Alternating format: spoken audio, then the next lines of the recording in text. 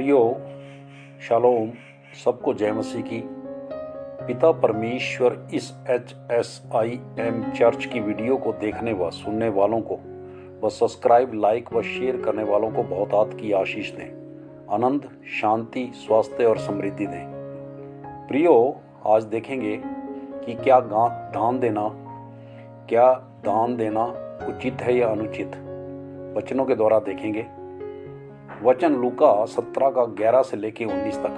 लूका का अध्याय उसका 17 अध्याय 11 से 19 पद तक। ऐसा हुआ कि वह यानी कि यीशु यरूशलेम जाते हुए सामरिया और गलील के बीच में होकर जा रहा था।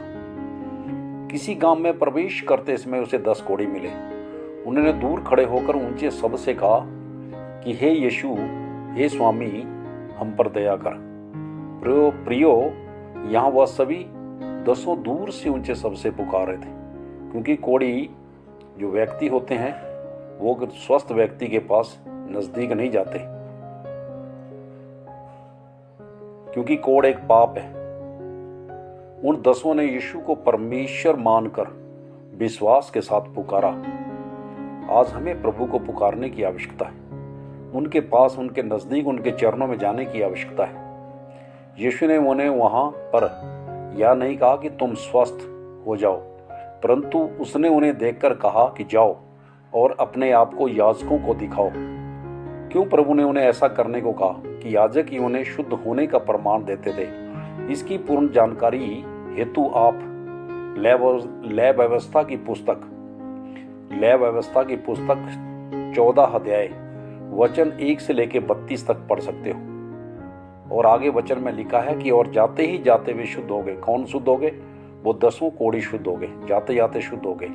तब उनमें से एक यह देखकर कि मैं चंगा हो गया हूँ, ऊंचे शब्द से परमेश्वर की बड़ाई करता हुआ लौटा और यीशु के पांव पर मुंह के बल गिरकर उसका धन्यवाद करने लगा, और वह सामरी था।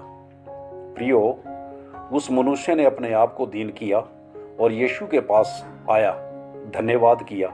प्रियो, आज बहुत सारे मनुष्य उस 9 व्यक्तियों की तरह ही करते हैं। प्रभु से चंगाई पाकर उनका धन्यवाद करना या उनके पास आने की वह इसकी आवश्यकता ही नहीं समझते, जिसके द्वारा उनको बार बार परेशानियां और दुख, कष्ट बहुत सारी झेलने पड़ते हैं। आगे देखेंगे, क्योंकि वह सभी जाते जाते शुद्ध हो गए थे और परमेश्वर को प्राथमिकता देने की बजाय अपने अपने परिवारों के जो होते थे उन छावनी से बाहर जब तक वह ठीक नहीं हो जाता था और याजकों द्वारा शुद्धिकरण का प्रमाण, उसे अकेला ही छावनी के बाहर रहना पड़ता था। और वो भी यही किए कि उन्होंने 9 ने सबसे पहले अपने परिवारों से मिलने के लिए भागे और प्रभु के पास नहीं आए, यानी कि संसार के बीच में चले गए। तो आगे देखेंगे वचन लय व्यवस्था की पुस्तक अध्याय 14 का 45-46 पद। लय व्यवस्था की पुस्तक अध्याय 14 का 45-46 पद इस प्रकार से लिखा है कि जिसमें वह व्याधि हो, वो उस कोढ़ी के वस्त्र फटे और सिर के बाल बिखरे रहे और वह अपने ऊपर वाले होंठों को ढांपे हुए अशुद्ध पुकारा करे। कितनी बड़ी बात थी कि जब उसको प्रमाण मिल जाता था याजकों के द्वारा कोढ़ी को, तो उसके बाल बिखर, वस्त्र फटे हुए, यानी कि जो भी वस्त्र पहने होते थे वो फटे होने चाहिए, साबुत मतलब के पूरे वस्त्र नहीं होने चाहिए, और बाल बिखरे हुए और ऊपर के होंठ को ढांपते हुए अशुद्ध पुकारा करे।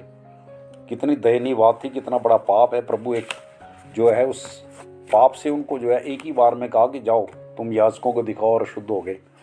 आज भी प्रभु यीशु मसीह हम सब के पापों को क्षमा करने के लिए हमें अपने पास, अपने चरणों में आने के लिए बुला रहे हैं। वो बाहें पसार के खड़े हैं कि हे मेरे बेटे, हे मेरे पुत्र, मेरी पुत्री, मेरे पास हो। जिस प्रकार से मत्ती 11:28 में लिखा कि हे सब परिश्रम करने वाले और बहुत से दबे लोगों, मेरे पास हो, मैं तुम्हें विश्राम दूंगा।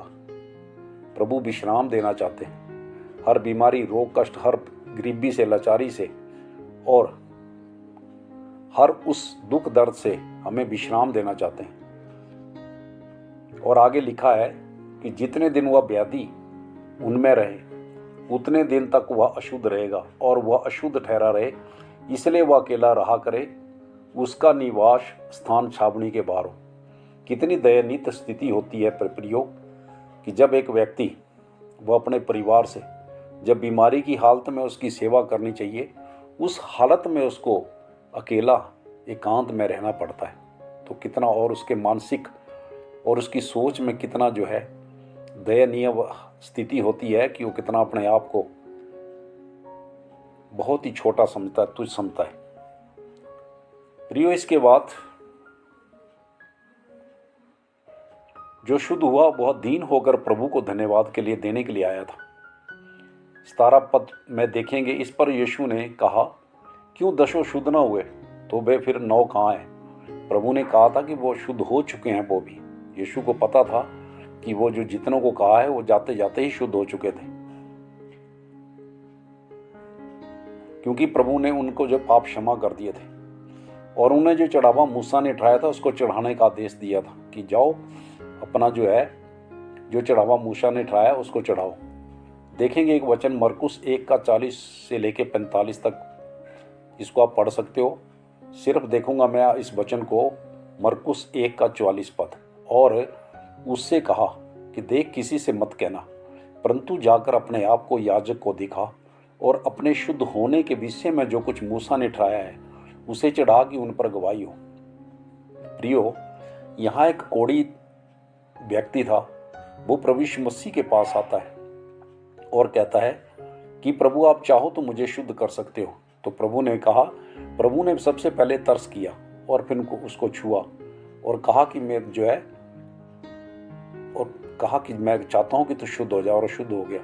फिर प्रभु ने उसको आदेश दिया कि जा अपना जो है चढ़ावा जो मूसा ने ठहराया उसको चढ़ा। प्रियो, आज बहुत सारे जो है प्रचारक इस बात में जो है प्रचार करते हैं कि कोई भी दान देना जो है व्यर्थ है। ये मेरी गवाही है। मैंने एक मेरे साथ जो सर्विस करते थे वो उन भाई की मैंने उनकी पत्नी के लिए प्रार्थना की और वो ठीक हुई। फिर मैंने उनको बोला कि जाके चर्च में जाओ। वो चर्च में नहीं गई क्योंकि उनके बच्चों को उनके द्वारा जो है किया था, वो अन्य जाति के थे। तो जब उन्होंने नहीं किया तो वो उनको फिर समस्या आ गई। फिर उसने प्रार्थना करवाने के लिए मुझे बताया, फिर मैंने की। तो प्रियो, वो ठीक होगी और कई परमानेंट ठीक रही, क्योंकि मैंने उनसे लिया, मैंने प्रेम भाव में कि जो है अब आप मुझे दीजिए। उन्होंने जो मुझे जो भी 100-200 रुपये दिए, मैंने वो अपने चर्च में जहाँ मुझे उचित लगता था मैंने वो भेज दिए। तो प्रियो, उसके बाद वो चंगी होगी, क्योंकि जब हम अपना पापों की क्षमा मांगते हैं तो जो परमेश्वर ने ठहराया होता है उसको देने के लिए हमें कोई भी इसका जो है गुरेज नहीं करना चाहिए, संकोच नहीं करना चाहिए। करेंगे तो हमारे आने वाले समय में एक दान और एक गवाही, ये दोनों बहुत ही आवश्यक है। जब हम चंगे होते हैं तो प्रभु के पास आते हैं। जिस प्रकार से पतरस की सास को प्रभु ने छुआ तो उठकर उनकी सेवा करने लगी, इसी प्रकार से आज वचनों के द्वारा ये प्रभु करते हैं, प्रभु यीशु, कि जब वो हमें चंगाई देते हैं तो उनकी सेवा करना, चाहे सेवा किसी भी प्रकार की हो सकती है, वो करना बहुत आवश्यक है। यहाँ प्रभु यीशु मसीह ने उन 10 को शुद्ध किया और उन पर एक मनुष्य को छू कर 10 को शुद्ध किया, वो उनको एक वापस आया। मगर जो मरकुस में है उसमें एक ही व्यक्ति को छुआ और उसका कोढ़ जाता रहा, उसको छुआ। उनको 10 को नहीं छुआ, उनको सिर्फ एक कहा कि जाओ तुम याजकों को दिखाओ।